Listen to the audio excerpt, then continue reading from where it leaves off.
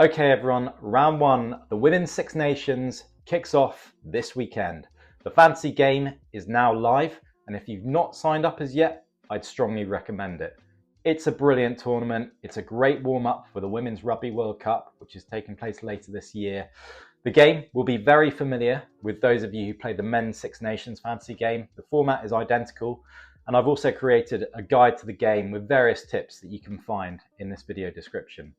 Today, I'm going to be running through some tips, some value picks, my captain picks, but firstly, a quick run through of the matches. Round one will kick off with last year's third place finishers Ireland hosting France at the Kingspan Stadium in Belfast. France finished up as runners-up in last year's Six Nations. The fifth year in a row they've ended the campaign in second place. And in fact, they've finished in the top three every year since 2010. In the second match on the Saturday, Scotland take on Wales at the Hive Stadium in Edinburgh. Scotland finished in fourth place last year, whilst Wales took home the wooden spoon, but nonetheless, they're both full of high calibre fantasy rugby talent. Round one wraps up on the Sunday with last year's fifth place finishers Italy visiting the reigning champions England at the LNER Community Stadium in York. England claimed a sixth consecutive Women's Six Nations title in 2024, winning the Grand Slam in each of those years. And the Red Roses have now won each of their last 29 games in the competition, the longest run by any team in the history of both the men's and women's editions of the Six Nations. This is a quick run through of my recommended players for round one. These are the top fantasy options in each position, in my opinion. Now you'll need to blend these with some value options, and I'll be covering these later in the video. And you really will want to stick around for those value picks because there is some amazing value to be found, and there's some brilliant out of position picks that the other players in your fantasy league might not know about. So stick around. So starting from the top with the props. Now in the Men's Six Nations, a lot of you use the no prop strategy or the single prop strategy. In the Women's Six Nations, you tend to see props scoring a lot more points. So that's not a strategy that I'd recommend. In terms of the props I'm looking at, first up, Linda Dugang of Ireland. She was the second highest scoring prop from last year in the whole entire game. Maud Muir of England. She was England's top scoring prop last year. She's an elite scrummager, a great carrier. She's got a great eye for the try line, well worth looking at. And then Sara Sei of Italy, an outstanding tackler. She made 65 tackles in the tournament last year, and she's likely to get through a ton of work on Sunday. Into the hookers, there's some really strong options here. First up, I'm going to be starting with Niamh Jones of Ireland. She's an unbelievable tackler. She's going to be racking up the points for her tackles, but she's also a threat for a maul try. And then next up, we've got Amy Cockayne of England. She's got an amazing international try scoring record. She's also well worth considering, but with so many strong options from England, it could be worth balancing out in some of the other positions. Into the second row, and again, there's a number of strong options here, but first things first, I'm looking at Madusu Fall-Raclos of France. She was France's top scoring second row last year. She's an excellent carrier and an absolute menace in the line out. Then we've got Zoe Aldcroft of England. She regularly delivers both in defence and attack, resulting in a double threat for fantasy points. In the 2024 championship, Aldcroft was absolutely dominant in the line-out with a championship leading 5 line-out steals. She was also 5th equal for offloads with 6, 4th equal for tackles with 72. She scored 2 tries. She carried for 287 metres and she made 3 line breaks and beat 9 defenders. She's an absolute steal. You've got to bring her in. And then finally, Georgia Evans from Wales. She's out of position. She's actually playing at number 8. She was one of Wales's top fantasy scorers from last year, and she's returning to the starting lineup.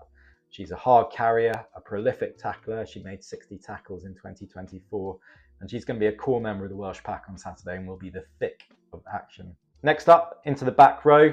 Again, many options here. This tends to be one of the highest scoring positions in the game. First up, I'm looking at Marley Packer of England, an absolute legend of the international game. She may not play the whole game, but while she's on, she's a massive try threat. In fact, she was the top try scorer of the tournament the year before last. She's got those tries in her, well worth looking at. Then we got Aoife Wafer of Ireland. She was outstanding in 2024. She was the highest scoring back rower in the game, a fearsome carrier. Wafer beat more defenders than any other back rower in the game with 19, and she also carried for a huge 417 metres. Wafer scored 2 tries and gained a try assist over the course of the tournament as well.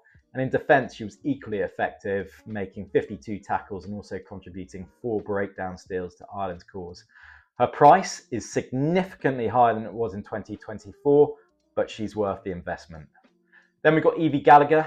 Gallagher played every minute of the 2024 campaign and was Scotland's highest fantasy scorer with 136 points last year. She led the entire Women's Six Nations for breakdown steals. She also put in 68 tackles over the course of the tournament, well worth consideration. And then Charlotte Escudero of France, an excellent all-rounder. She brings tries, she brings carries, tackles, breakdown steals, she brings it all. Into the scrum half position, a few options here to look at. First up, Pauline Bourdon-Sansus of France, consistently the highest scoring scrum half in the game. She's an absolute live wire and a constant attacking threat. Alternatively, you could also look at Ciara Bevan of Wales, great attacking scrum half, and she's also on Wales's place kick duty. Fly half, not a huge amount of options here in the fly half position, but 2 that I'm looking at. First up, Helen Nelson of Scotland. She's a reliable goal kicker. She's also a threat with ball in hand. And then as an alternative, we've got Carla Arbez of France. She should keep the points ticking over for France. Centres. Now there's quite a few out of position players here, so choose your players carefully. The 3 that I'm looking for, first up, Gabrielle Vernier of France. Vernier has been one of the most consistent fantasy performers in recent years. And 2024 was no exception, where she averaged over 25 fantasy points a game. Then we've got Marie Menager of France, the France captain. She's in the game as a centre, but for round 1, she's going to be lining up on the wing. In 2024, she got 3 tries, carried for 327 metres, and beat 13 defenders. Then finally, Emma Orr of Scotland. She's an excellent attacker, defender, and try threat. Into the back 3, this is where the big points are at. First person I'm looking for is Emma Singh of England. Singh's been magnificent at club level this season for Gloucester Hartpury. She's carried for 1,720 metres. That sounds like a lot, and it is a lot. It's the highest amount of metres carried within the PWR this season. She's also made 14 offloads, where she sits 10th in the league. She beat 97 defenders, the first in the league. She made 21 line breaks, 4th in the league, 9 assists, 5th in the league. She's also an elite place kicker. She ended the season in the PWR as the top point scorer with 138 points in total. Then we've got Mia Venner of England. She's been in outstanding form in recent weeks in the PWR for Gloucester Hartpury.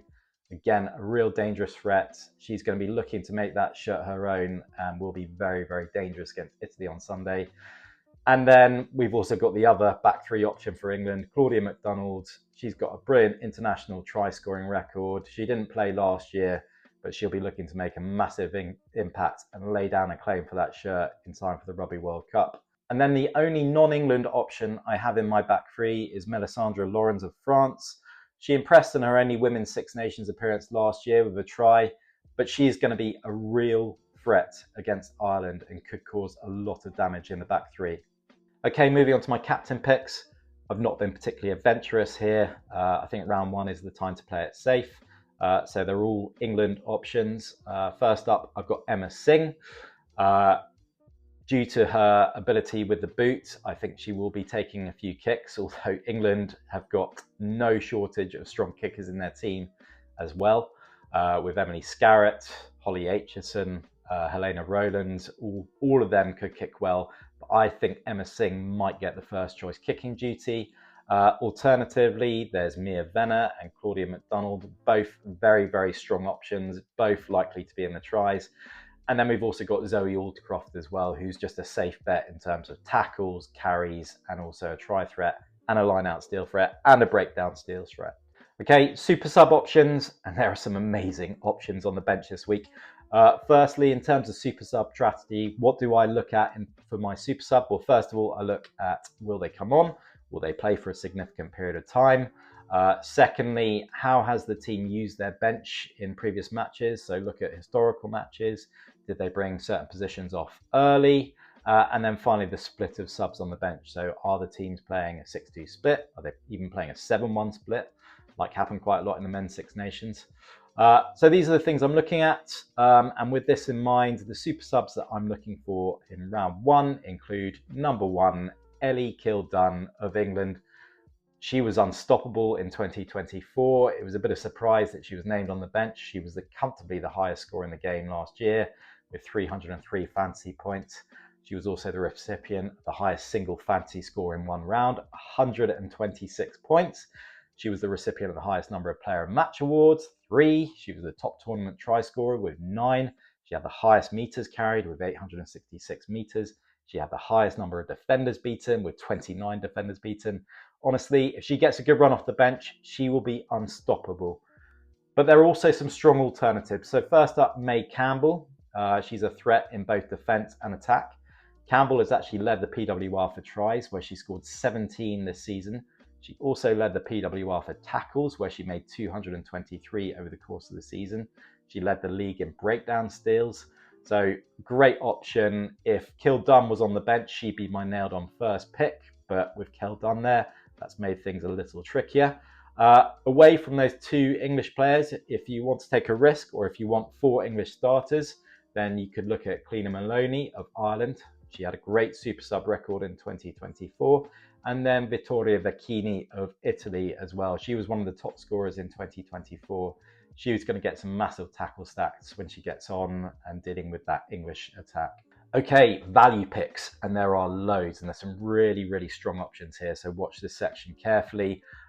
These are all players worth 12 stars or less. So running through the list, we've got Madusu Fulraclo, who I've mentioned, French second row, very, very dangerous. Another player I've already mentioned is Emma Orr of Scotland, playing the centres, available for 12 stars. Amy Cockayne, available for 12 stars. She has got just the most amazing try scoring record for England. She'll be on the end of those maul tries. 12 stars is an absolute steal. Then we've got Licky George of Wales in the centres. She might not be kicking. I assume it's going to be Kira Bevan on kicks, but still she's out of position there. Another out of position Welsh option is Karis Cox. She's actually playing on the wing, available for 11 stars.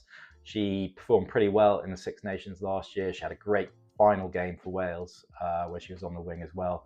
Really racked up those points. Maud Muir at 11 stars is an absolute bargain. And we've also got Dorothy Wall of Ireland, also available for 11 stars. Serafina Kemba is one really to look at. So she's in the game as a prop, but she's actually playing in the back row and she's only available for 10 stars. A real bargain there.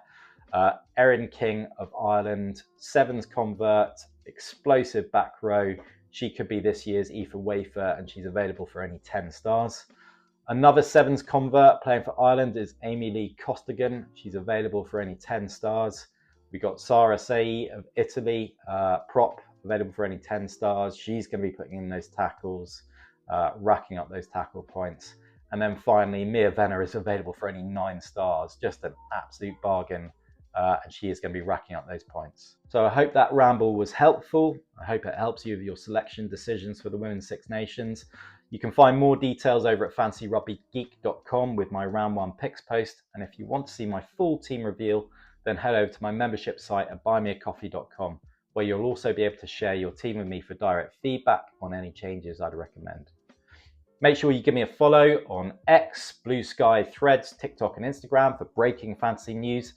But yeah, that's pretty much it. Sign up today, join my league. You can find the link in my video description.